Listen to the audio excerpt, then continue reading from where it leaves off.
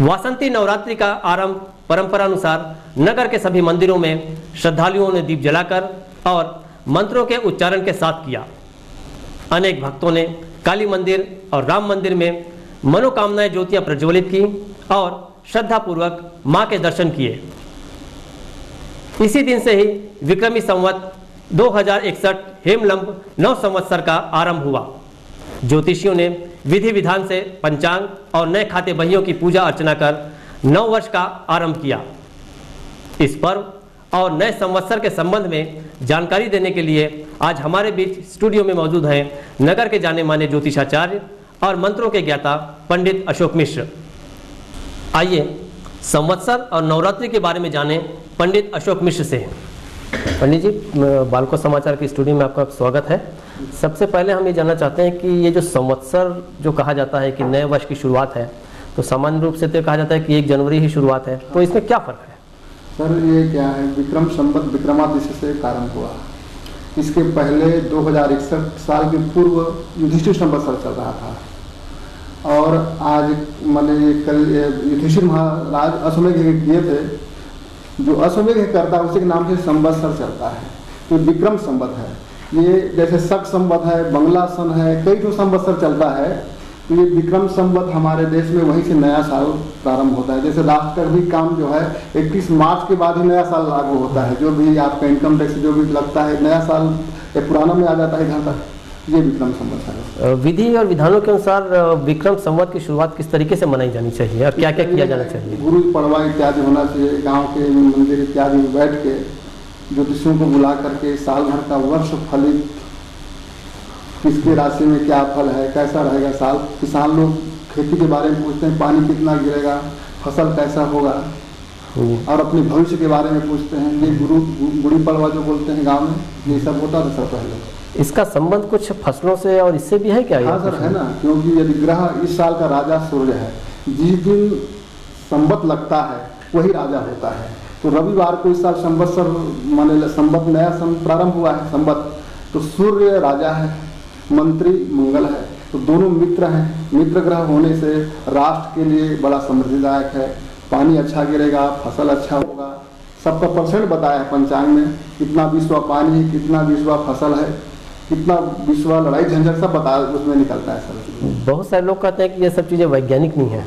नहीं सर, क्या है, अब आज एक प्रश्न उठता है, हम लोग जैसे नाड़ी दोष मानते हैं जी।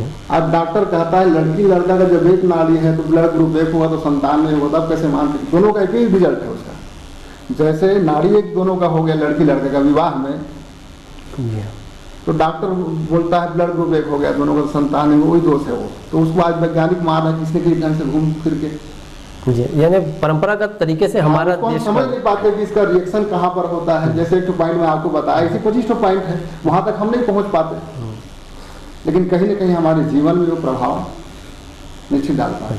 दूसरा, नवरात्रि के बारे में बताइए, इसका महत्व क्या है? ये सर असल में दोनों ऋतु को 4 नवरात्रि है। अश्विनी मधुमासे च तपो मासे शुचिश्रवा। अश्विन माने वो शरद काल, बसंत काल, ग्रीष्म काल आषाढ़ में होता है, और शुचि मास कहा गया है माघ को, शुक्ल पक्ष को। ये 4 माह में 4 नवरात्रि है। यम दृष्टा कहा गया इस ऋतु को। विशेष करके आप देखेंगे अश्विन के माह में बहुत भीड़ लग रहा है हॉस्पिटल में, बीमार पड़ते हैं लोग। अभी का जो सीजन गया उसमें बीमार पड़ते हैं, आषाढ़ में बीमार पड़ते हैं। तो ऋतु परिवर्तन होता है, तो ये क्या नाम, स्वास्थ्य समृद्धि के लिए भगवती की अर्चना, व्रत करना, ये उसका माने देवी भागवत में ऐसा बताया गया है। और भी माने सिद्धि प्राप्ति के लिए भी है, शक्ति की आराधना करके सिद्धि प्राप्ति करना। 9 दिन जो है ये किस तरीके से मनुष्य को इसकी पूजा पाठ करनी चाहिए? विधिवत इसका आवाहन करके, आवाहन का इसका समय मध्य दिवस होता है। एक अभिजीत मुहूर्त निकलता है दोपहर 12 बजे, 11 से 12 के बीच में, उस समय आवाहन करना चाहिए। आवाहन करके सप्तशती का पाठ करना चाहिए 9 दिन तक। वैसे इसका विधान है शतमष्टोत्तरम चास्य पुरश्चर्या विधिस्मृता, 108 आरती पाठ करने का विधान है। और शतमष्टोत्तरम चास्य पुरश्चर्या विधिस्मृता 10 बार पठित्यस्तु सद्यः पापै प्रमुच्यते महादुर्गाणि तरति महादिव्या प्रसादता। महाशक्ति के प्रसाद से 10 आवृत्ति पाठ करने से भी बड़े बड़े संकट को मनुष्य पार कर जाता है। और निशीथे पूरे संध्यायाम से पत्वा वाक सिद्धिर्भवत, मध्य रात्रि में यदि चंडी का पाठ किया जाए, अनुभव सिद्ध बात बता रहा हूं आपको, पुराण में अपने जगह में जो लिखा है, लेकिन जो अनुभव के द्वारा जाना जाए वो सही है। तो हम अनुभव कर चुके हैं कई बार कि जो हम ऐसा समय आता है कोई बात बोल देते हैं कहीं भी, करता नहीं। छत्तीसगढ़ में बहुत जगह पर माता का काफी महात्मा है। हाँ। तो ऐसी कौन कौन सी जगह है जहाँ आपको लगता है कि इस दौरान जाना चाहिए और दर्शन हाँ। करने चाहिए? यहाँ जैसे महामाया है, और उधर मलार है, इधर अड़भार है, चंद्रसेनी है, ऐसे प्रमुख जगह हैं सर। वैसे तो हर गांव में शक्तिपीठ है, अपने ग्राम देवता के अंदर में आते हैं सब, है ना। तो सब जगह वाहन, सब जगह मंदिर है और सब जगह है, लेकिन मुख्य यही है समझिए छत्तीसगढ़ में। नर्मदा भी है जैसे वहाँ, देवी भागवत में वहाँ चंडिका नाम की शक्ति बताया गया है। अमरकेश शब्द आया है देवी भागवत में, अमरकंटक को अमरकेश शब्द संबोधित किया गया है। उस समय का भाषा था, जैसे कलकत्ता उस समय तो भाषा आया देवी भागवत में, कलकत्ता को कालंजर, कालंजर में मैं काली हूँ, ऐसा माने जो शक्तिपीठ है, जो सती के लाश को भगवान चक्षुदर्शन काटे थे, तो जगह जगह जो गिर गया वो शक्तिपीठ है सब। और वहाँ सब जाके सिद्धि करने का विधान बताया गया है। वहाँ पाठ करने में, घर में पाठ करने से ज़्यादा 10 गुना ताकत मंदिर में है, मंदिर से 10 गुना ज़्यादा ताकत जंगल में है, जंगल से ज़्यादा अच्छा ताकत तीर्थ स्थल में है, सिद्धि प्राप्त। जी, बहुत बहुत धन्यवाद, आप स्टूडियो में आए और हमको जानकारी दी।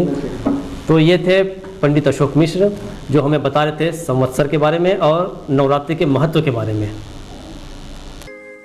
माँ के मुखमंडल देखे चंदा लजावत थी, देवता मन माँ के जय जय कारा लगावत थी। बोलिए महामाई की जय।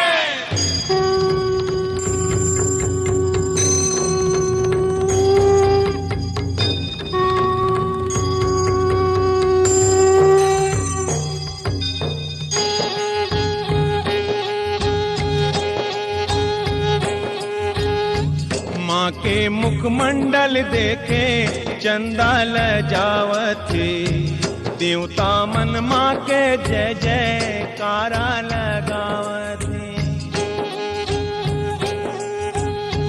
माँ के मुखमंडल देखे चंदा लजावत थी, देवता मन माँ के जय जय कारा लगावत थी।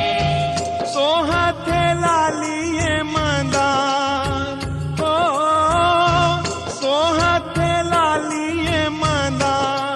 महामाई मोरे करे है 16 श्रृंगार, महामाई मोरे करे है 16 श्रृंगार। माँ के मुखमंडल देखे चंदा लजावत थी, देवता मन माँ के जय जय कारा लगावत थी।